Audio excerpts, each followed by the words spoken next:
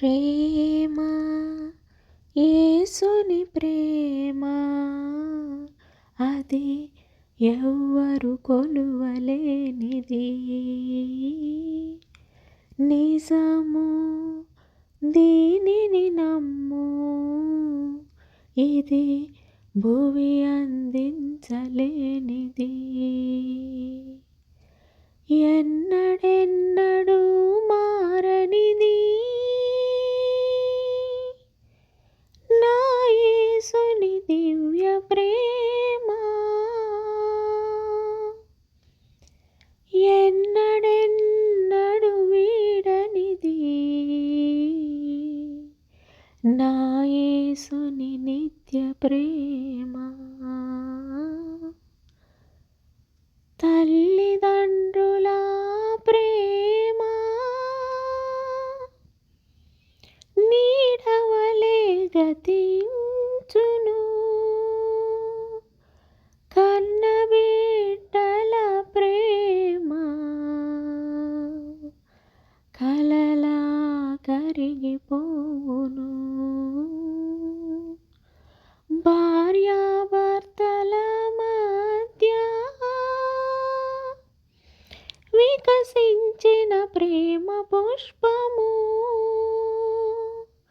వాడిపోయి రాలును త్వరలో, మోడులా మిగిలిపోవును.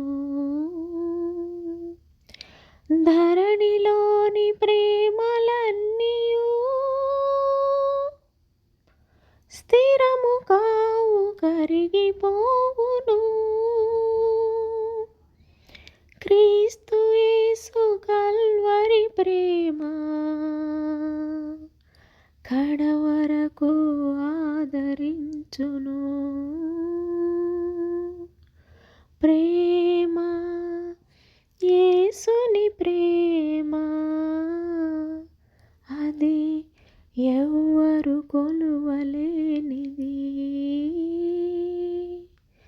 నిజము దీనిని నమ్ము, ఇది భువి అందించలేనిది.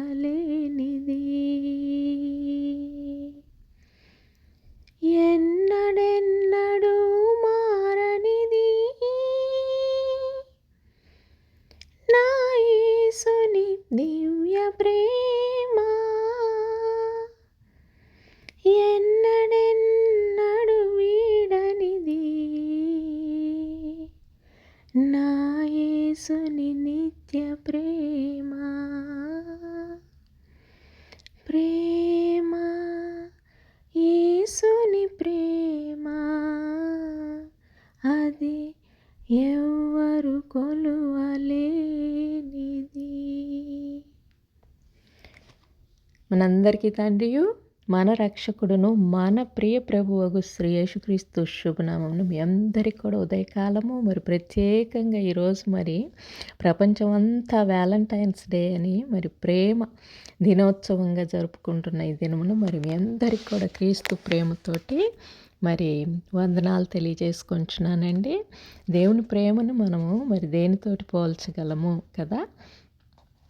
మరి మొదటి యోహానులో మనము ఒకరినొకరము ప్రేమింతుము 4వ అధ్యాయంలో. ఏలయనగా ఈ ప్రేమ అనేది లోకంలో మనం చూచినట్లుగా మనం అనుభవిస్తున్నట్లు మనం కోరుకుంటున్నట్లుగా కాదు, కానీ ప్రేమ దేవుని మూలంగా కలుగుచున్నదంటండి. ప్రేమించు ప్రతివాడును దేవుని మూలముగా పుట్టినవాడై దేవుని ఎరుగును. దేవుడు ఎవరండి? ప్రేమ స్వరూపి అంట. ప్రేమ లేనివాడు దేవుని ఎరుగడు. కాబట్టి మనం అందరం కూడా ప్రేమను మిక్కిలిగా కలిగి ఉండటానికి మనం ఆ ప్రేమ అనేది ఆ దేవుని స్వరూపము ఎలా ఉంటుందని తెలుసుకోవటానికి మనము ఆయన ద్వారా జీవించినట్లుగా దేవుడు తన అద్వితీయ కుమారుని లోకంలోనికి పంపెను. దీని వలన దేవుడు మన యందుంచిన ప్రేమ అంటండి ప్రత్యక్షపరచబడిందంట. దేవునికి స్తోత్రములు. మరి పరలోకపు తండ్రి ఇచ్చిన మరి ఎంతటి ఉన్నతమైన ప్రేమను బట్టి మరి మనందరం కూడా ఒకరిని ఒకరము ప్రేమించుట ఎలాగునో తెలియబడింది. క్షమించటము గొప్ప వరము అనేది దేవుడి కనికరం వలన తెలుసుకున్న మనము మరి ఒకరిని ఒకరము మిన్నగా ప్రేమించుకోవటమే దేవుడి ఆశయై ఉన్నది.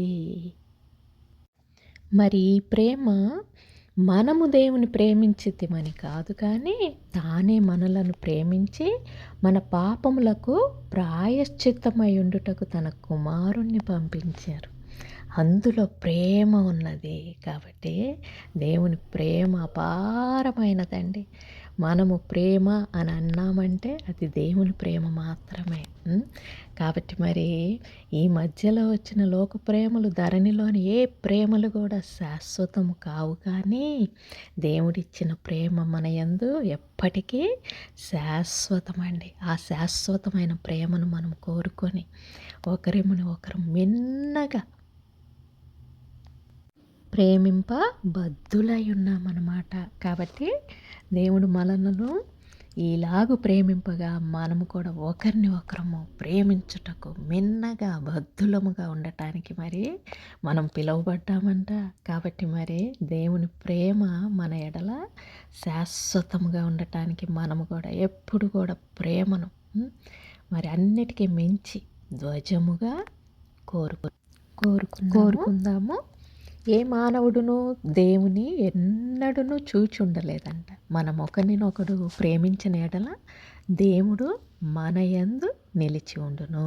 ఆయన ప్రేమ మన యందు సంపూర్ణమవుతుందంటండి. కాబట్టి దేవుని ప్రేమ సంపూర్ణత కొరకై మనం అందరం కూడా మరి దేవుని నిబద్ధమైన ప్రేమను కలిగి ఉందామని మరి ఈ దినమున మరి అందరికీ కూడా ఆ ప్రేమను రుచి చూపించిన యేసయ్యను స్తుతిస్తూ మీ అందరికీ కూడా ప్రేమపూర్వక వందనాలు తెలియచేసుకుంటున్నానండి.